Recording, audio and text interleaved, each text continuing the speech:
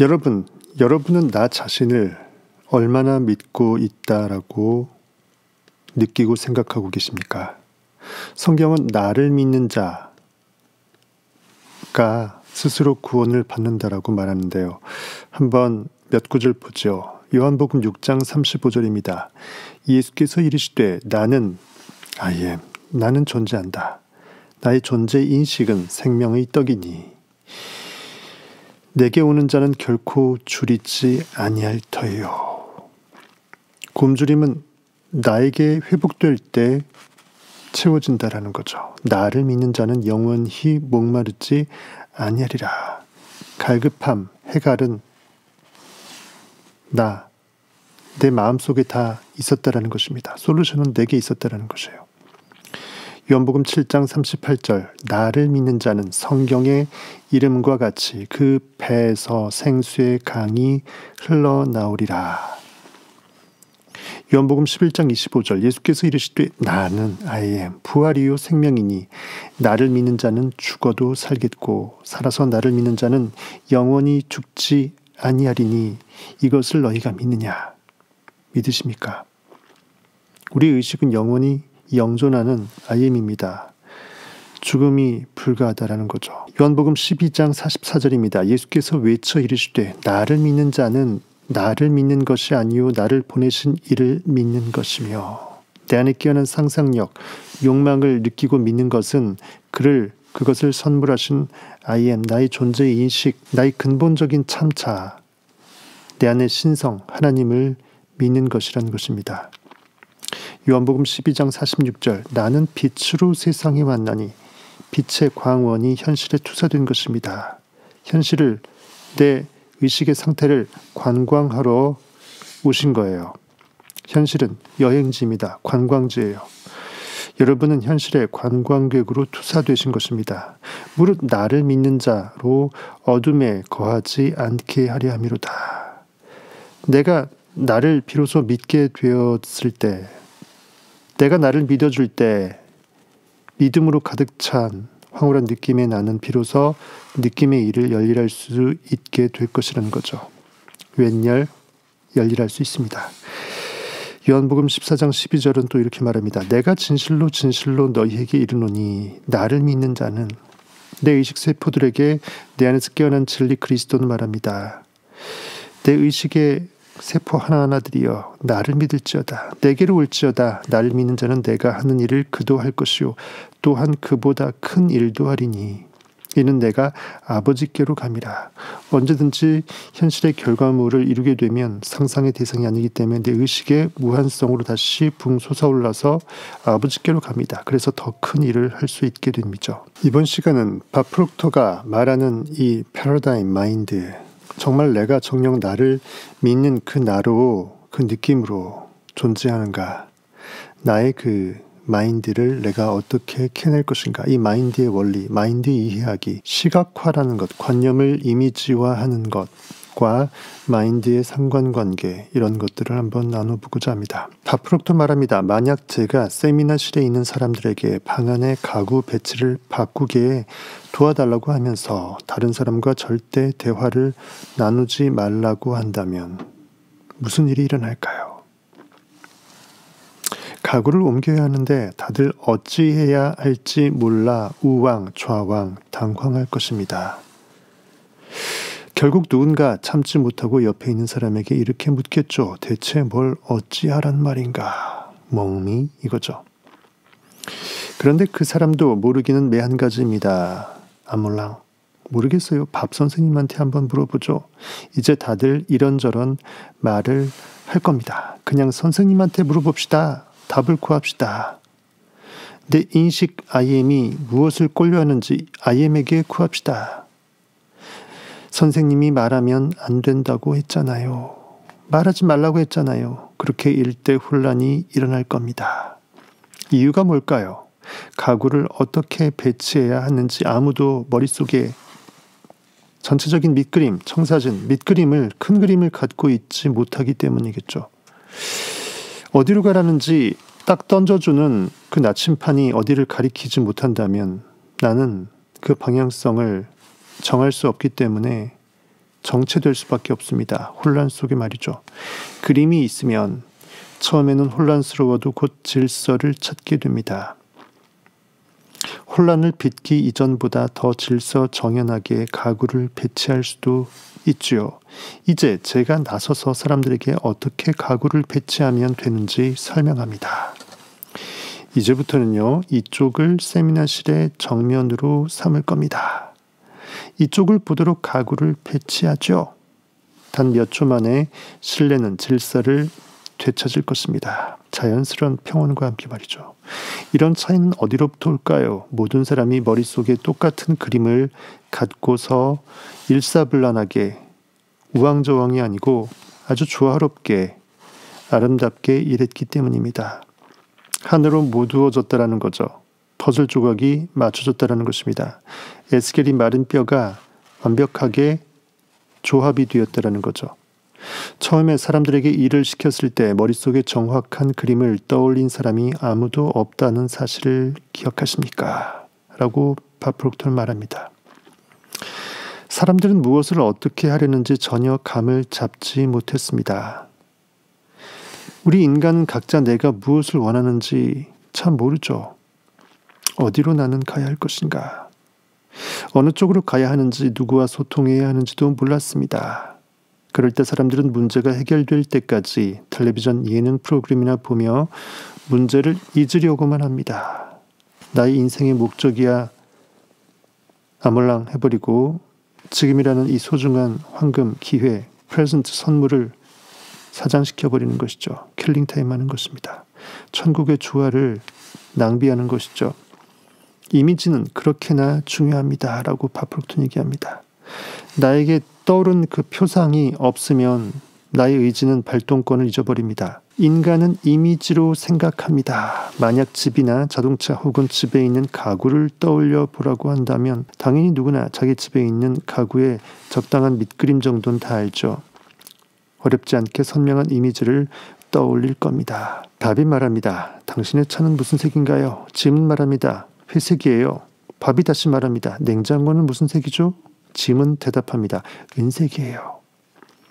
문제는 다른 사물과 달리 마인드라는 것은 이미지로 딱 어떻게 그리기 힘들다라는 것입니다. 내가 세상을 그렇게 보는 이 의식의 시선 마인드 패러다임을 코끼리 모양, 사자 모양 이렇게 그려낼 수가 없다는 거예요. 내가 느껴낼 수 있을 뿐이라는 거예요. 그것도 쉽지 않게요. 구체적이고 물리적인 모양새가 없기에 마인드에 관해 공부하는 사람도 어려움에 빠지곤 합니다. 그래서 마인드에 관해 물어보면 대개 이렇게 대답합니다. 당신의 마인드는 무슨 색인가요? 밥이 물어봅니다. 여러 가지 색일 거예요.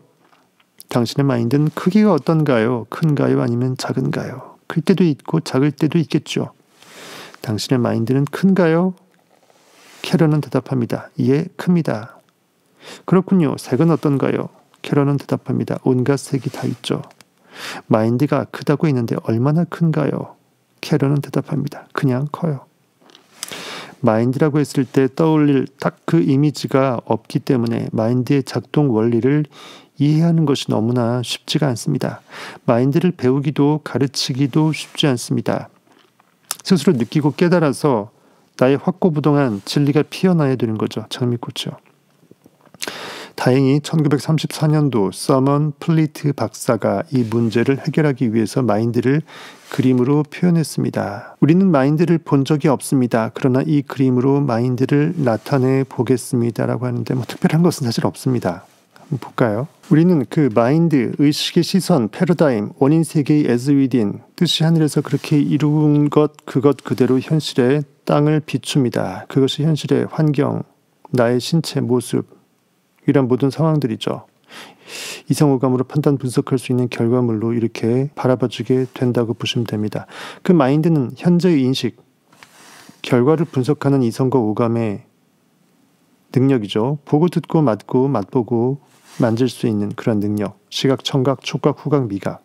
그 이성과 오감의 현재 인식이 잠재의식에 씨앗을 심을 때 잠재의식은 그것을 받아들여서 수용성을 극대화시킬 수 있게 될 때 그 수용된 상태가 그대로 현실에 심은 대로 거두어지는 이 빼박의 명품 가래떡 기계로 넣는 대로 나오는 것입니다. 콩 심은 데 콩 나는 거죠. 이러한 신문대로 거둔다라는 이 법칙 자체가 어쩌면 마인드일지도 몰라요.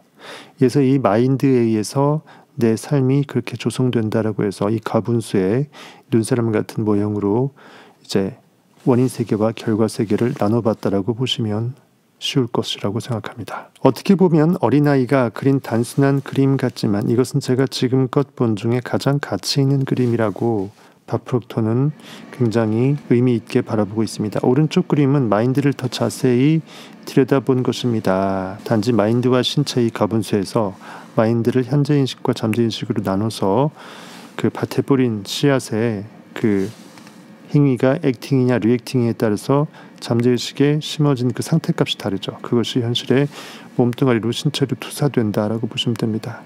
사람은 신체와 마인드를 갖고 있고, 즉 원인과 결과의 세계를 갖고 있고, 마인드는 의식과 잠재의식, 즉 현재인식, 표면인식과 잠재인식으로 나눕니다. 사람에게는 시각, 청각, 촉각, 후각, 미각 이 오감의 감각 기능이 있기에 보고 듣고 맡고 맛보고 만질 수 있습니다. 사람은 이 오감을 이용해 살아가도록 배워왔죠. 어릴 때부터 이런 말을 들어봤을 겁니다.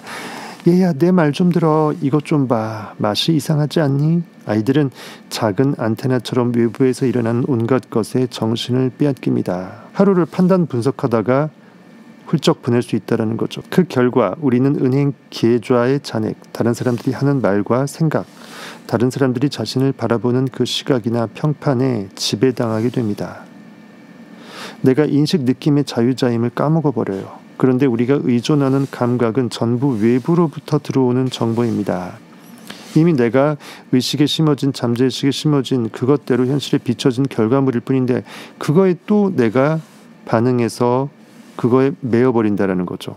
또 다른 그림 도식입니다. 아까 봤던 그 현재의 의식과 잠재의식 사이의 이 상관관계에 따라서 신문대로 거둬주는 법칙의 원인 세계가 현실을 그렇게 신체로 비추게 됩니다. 거기서 우리의 어떤 영적인 지성의 어떤 툴을 6가지로 바프록토는 나눠서 직관의 기판상 이렇게 나눠놨습니다.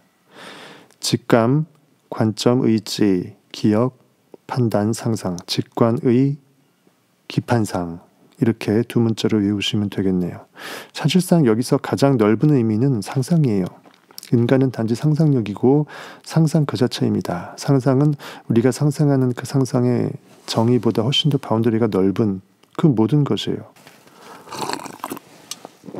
이 감각 요소, 오감 때문에 곤경에 처할 때가 많다는 사실을 알아야 합니다라고 바프록토는 얘기합니다. 이것이 나의 삶을 얽어매는 스스로의 그 자학 행위인지 상상을 못하죠. 그래서 성경은 판단하고 헤아리지 말라. 너의 판단하는 그 헤아림으로 너희가 헤아림 당할 것이다. 판단 당할 것이다.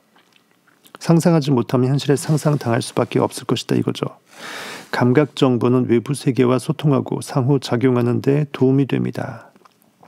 현실을 모니터링 분별할 때가 필요하죠. 하지만 감각 정보에 지배당하면 안 됩니다. 원인 행위의 창조성을 극대화시키기 위해서 내가 어떠한 상태로 의식이 현실을 비추는지를 간파할 의미, 필요성 모니터링 차원에서 현실의 이성오감으로 모니터링을 할 필요성이 있지만 그거 이상은 아니라는 것입니다. 주위에서 일어나는 일에 너무 휘둘리지 마세요라고 바프록토는 우리에게 조언합니다. 그러려면 다음 개념을 이해해야 합니다. 의식이란 우리가 지능이라고 부르는 것입니다. 영적 지능이죠. 사실 영성, 완벽한 영성은, 진정한 영성은 모든 지성을 포함합니다. 지적 요소들을 살펴볼까요? 사람들은 자신의 방식으로 세상을 바라봅니다. 그렇게 바라보는 의식의 시선을 우리가 뭐라 그러죠? 관점이라고 하죠. 관점은 지적 요소입니다. 직관의 기판상에서 그 관, 두 번째입니다. 사람들은 지구가 둥글다는 사실을 알지만 한때는 지구가 평평하다라고 생각했습니다. 무엇이 바뀌었을까요? 사람들의 관점이 바뀐 것입니다. 세상은 바뀌지 않았죠. 세상은 예나 지금이나 똑같습니다. 무엇이 옳고 그르지를 떠나서 예시로 들어보십시오. 지구를 바라보는 사람들의 관점이 바뀌었을 뿐입니다. 저는 부자가 되기 위해 외부 세계를 바라보는 관점과 나 자신을 바라보는 관점을 바꿨습니다.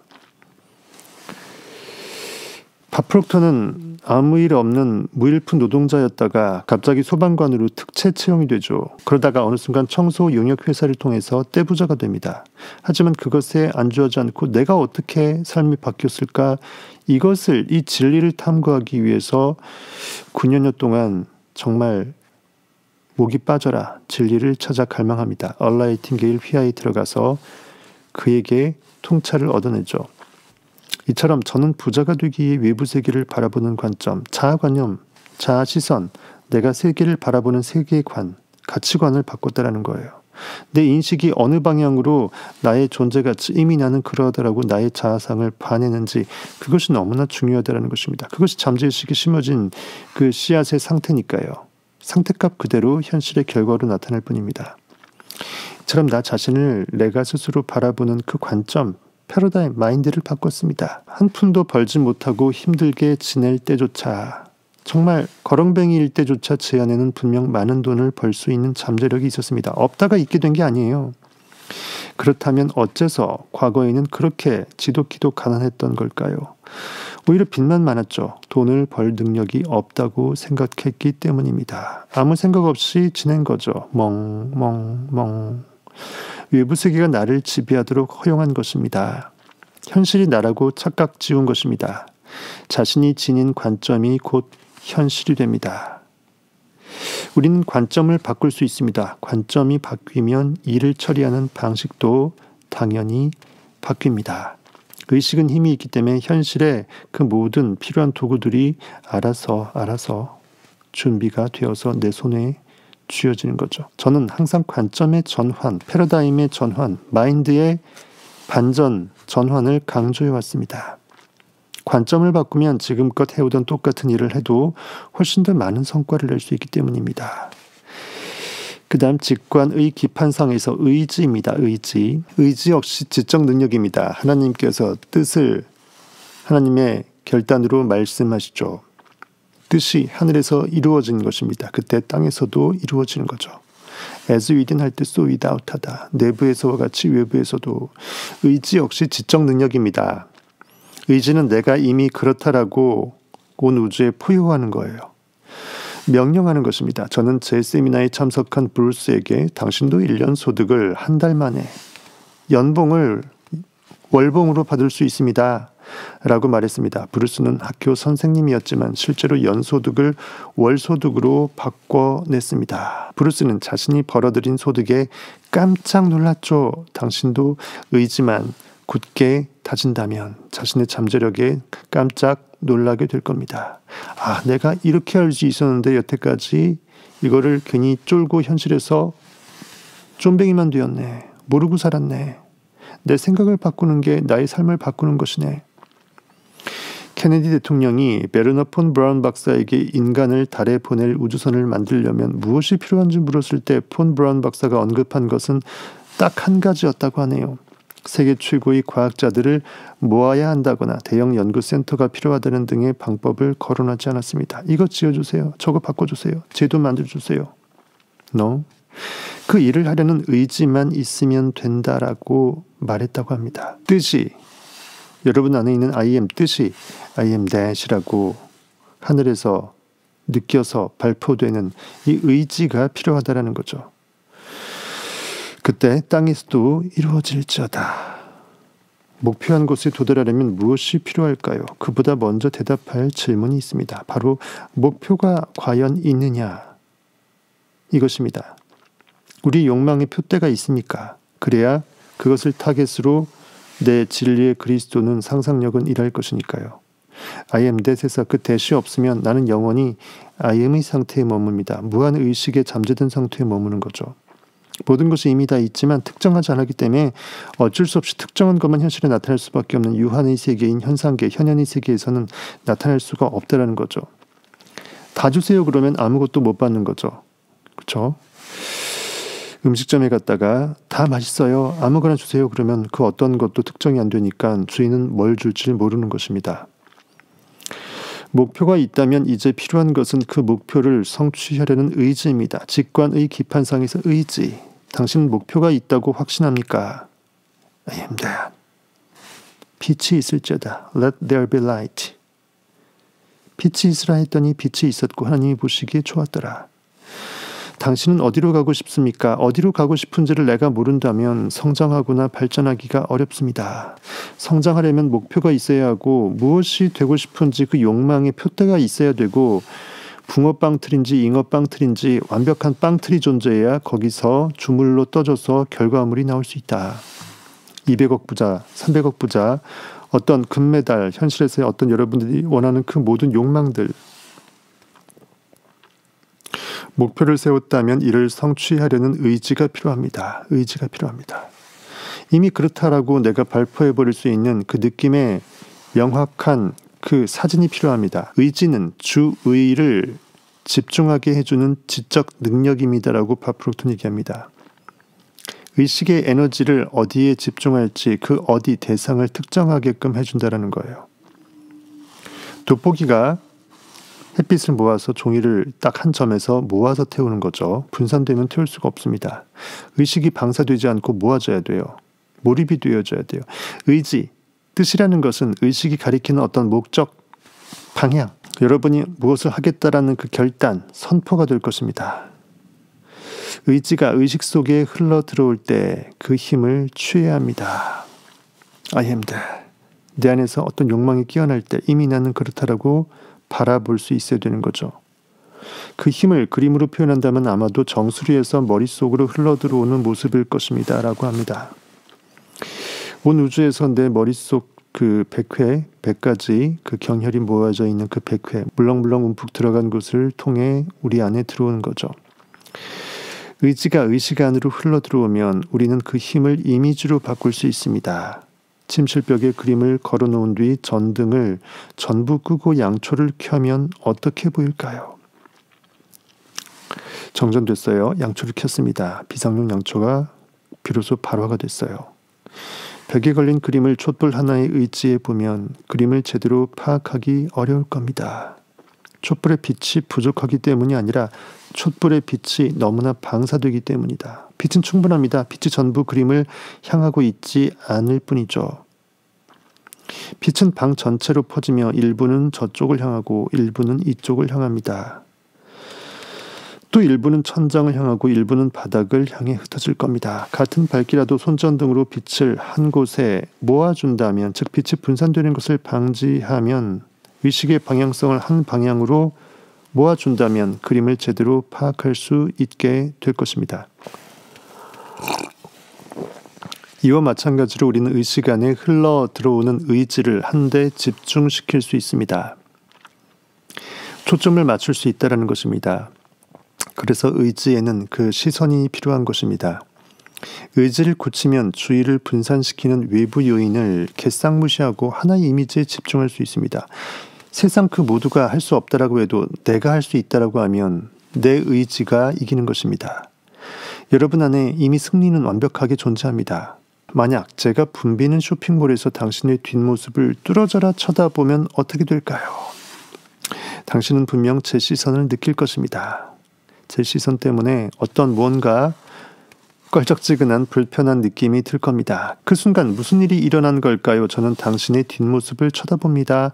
마음속 화면에 한 가지 이미지를 떠올리죠. 바로 당신의 뒷모습입니다. 저는 집중된 에너지를 내보냅니다. 그 에너지가 총알처럼 당신의 뇌로 날아가서 당신의 마음에 불편한 느낌을 불러일으킬 것입니다. 그 불편한 느낌 때문에 당신은 자연스레 고개를 돌려 저를 바라볼 수밖에 없게 됩니다. 이처럼 느낌이나 감정은 우리가 만들어내는 진동, 느낌의 그 정보적 주파수를 인식해내는 것입니다. 머릿속에 떠올린 그림 혹은 이미지는 어떤 효과를 낼까요? 머릿속 이미지가 있으면 에너지를 한데 집중해낼 수 있습니다. 어떤 가구 배치에 청사진이 있으면 가구는 일사불란하게 사람들에 의해서 한마음 한뜻으로 모아져서 배치가 된다는 거죠. 집중된 에너지는 진폭을 증폭시키고 이에 따라 에너지의 흐름이 급증합니다. 에너지가 훨씬 강해지는 것이죠. 목표를 달성하려는 의지, 그 의지가 우리를 성취로 이끕니다. 의지는 우리에게 힘을 줍니다. 또 다른 지적 능력으로 상상이 있습니다. 상상은 놀라운 힘입니다. 그런데 우리가 상상을 어떻게 여기는지 상상에 관해 받은 교육을 보면 그야말로 참담할 따름입니다. 직관의 기판상에서 마지막 상상입니다. 넓은 의미의 상상이 아니고 여기선 좁은 의미의 상상이겠죠. 넓은 의미의 상상은 그 모든 직관의 기판상을 다 포함하는 개념이에요.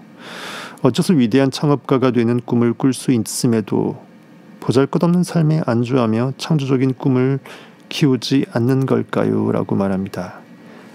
나는 사실 더 할 수 있는데 왜 현실에 안주할까요? 이 말이에요. 긴장을 풀고 상상의 나래를 펼치며 큰 꿈을 성취하는 자신의 모습을 이미지화, 떠올리기만 하면 됩니다. 그런데 어째서 꿈을 이루지 못할 이유만 계속 핑계 없는 무덤처럼 헤아리고 있는지 너무나 답답할 따름입니다. 이미 죽을 각오를 하고 그 무덤에 핑계를 대버리면 반드시 무덤은 사필 귀정 아닐까요?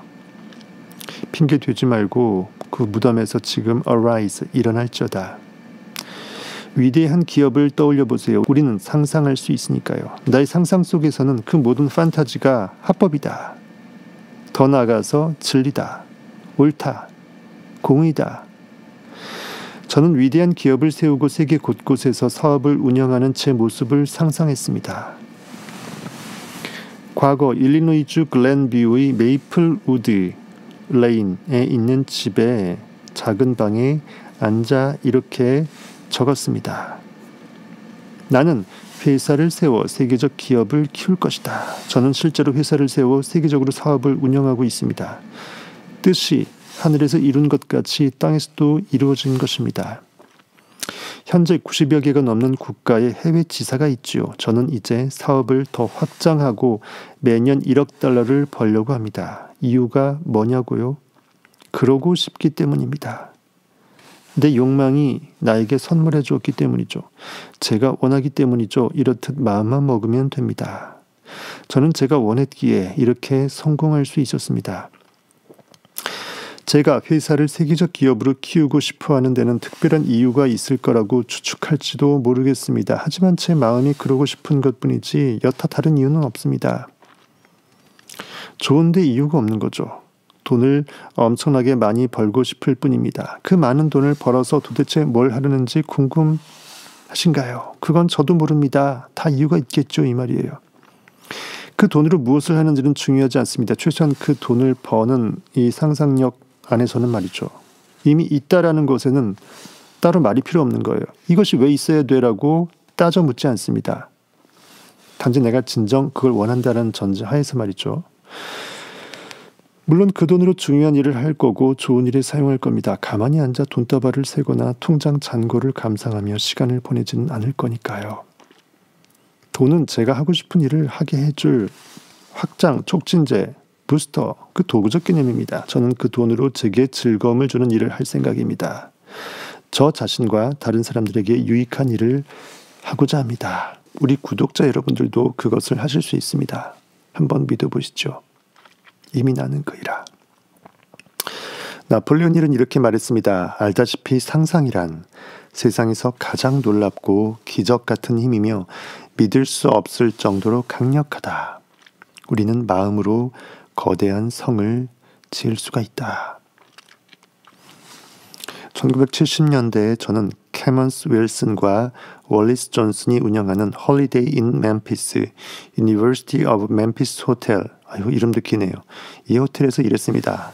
1950년에는 하나도 없던 홀리데이 인 호텔이 70년대에는 힐튼, 라마다, 쉐라톤 호텔 체인을 모두 합한 것보다 많아졌습니다. 두 사람은 13분의 하나꼴로 객실을 늘려나갔죠. 윌슨과 존슨이 숙박업을 시작한 이유를 아시나요? 윌슨은 가족과 휴가를 갔다가 도르변에 있는 호텔의 위생 상태와 아이들에게까지 숙박비를 받는 그것을 보고 깜놀했습니다.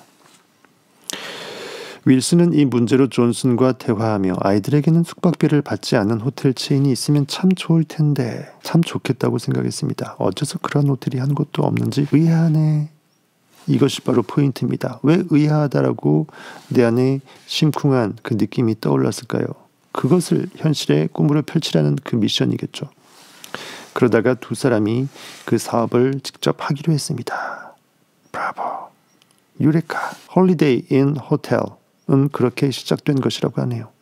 윌슨과 존슨은 수많은 홀리데이인 호텔을 지으며 성공을 거둔 후 호텔 체인을 베시 코퍼레이션에 매각했습니다. 존슨이 먼저 세상을 떠났고 윌슨은 80살이 되도록 한가롭게 지냈습니다. 그러다가 삶의 지루함을 느낀 윌슨은 다시 윌슨 인 호텔을 짓기 시작했습니다. 그는 죽기 전까지 호텔을 100개나 더 지었죠. 그는 이 이야기를 절반의 행운과 절반의 두뇌, Half Luck and Half Brains라는 이 책으로 편했습니다. 저도 이 책이 있습니다. 저자의 친필 서명까지 받았죠. 꿈을 이루는 일에 나이는 아무 문제가 되지 않습니다. 내일 죽을지언정 오늘 한 그루의 사과나무를 심는 것입니다. 중요한 것은 생각입니다. 얼마나 상상을 발휘하느냐에 달려 있습니다. 내 안에 샘솟는 그 느낌을 내가 얼마만큼 소중히 여기고 믿어주느냐에 따라서 달라진다는 거죠. 나이가 많아서 혹은 여자라서 할 수 없다는 생각은 대체 어디로부터 시작되었을까요? 왜 여성은 남성보다 적게 보는 게 당연지사라고 생각할까요? 어디서 그러한 생각이 시작된 걸까요? 한 여성과 제가 대학을 졸업하고 엔지니어가 되어 일자리를 얻는다고 가정합시다. 그렇게 생각하는 사람들에 따르면 거의 모든 기업에서 남자인 제가 여성 동기보다 많은 돈을 벌 겁니다. 그 이유는 제가 남자이기 때문입니다. 이에 관한 옳고 그름은 여기서 논하지 않겠습니다. 문제는 사람들이 다들 그렇게 행동한다는 겁니다. 만약 이것이 사실이라면 여성이 여성만 고용하는 회사를 직접 차리면 되지 않을까요? 저희 회사만 봐도 여성이 경영하고 있으며 여성이 회사의 주역입니다. 특별히 여성에게 경영을 맡기려고 여성만 채용한 것은 아닙니다. 결과적으로 여성이 회사를 주도하고 있을 뿐이죠. 이처럼 원하면 무엇이든 할 수 있습니다. 생각하기에 달려 있습니다. 중요한 건 상상입니다. 내가 느낌을 소중히 여기고 이미 그렇다라고 받아들여버리기 게임이라는 거예요. 상상 속은 모든 것이 유리하게 시작되는 곳입니다. 즐겁게 상상의 나래를 펼치다가도 이내 고개를 저으며 그래봐야 에이 헛망상이라고 생각을 접어버려서는 안 됩니다. 상상을 왜 멈추나요? 기분 좋은 느낌을 굳이 돈 들어가는 것도 아닌데 왜 느낌을 느끼다가 마나요? 우리가 현실에서 수천억 원의 자산가가 된다 할지라도 결국은 내가 기분 좋고 자유하고자 하면 아닌가요? 그 기분 좋음을 미리 먼저 돈도 안 드는데 땡겨서 느껴버리시길 바랍니다. 그렇게 땡스기빙, 먼저 선행적인 감사 행위를 기쁨으로 찬양하는 행위를 우리 해보십시다. 상상은 우리가 살아갈 방향을 알려주고 영감을 줍니다. 삶을 지속하는 표대, 목표가 되고 활력소가 됩니다. 이미 내가 이룬 것은 뒤로 제끼고 앞만 보고 달려가는 성경 속 사도 바울이 되시길 바라겠습니다. 이번 영상은 너무나 길어져서 반으로 나눠야 될 것 같습니다. 여기까지 상편을 마무리하고 나머지 하편을 통해서 직관의 기판상 6가지의 영적 지성의 툴이 어떻게 쓰여져서 나의 마인드를 완벽하게 공고히 하는데 역할을 할 수 있는지에 대해서 다음 편 기대해 보시죠. 감사합니다. 지금까지 여러분의 성공학 1타 강사였습니다.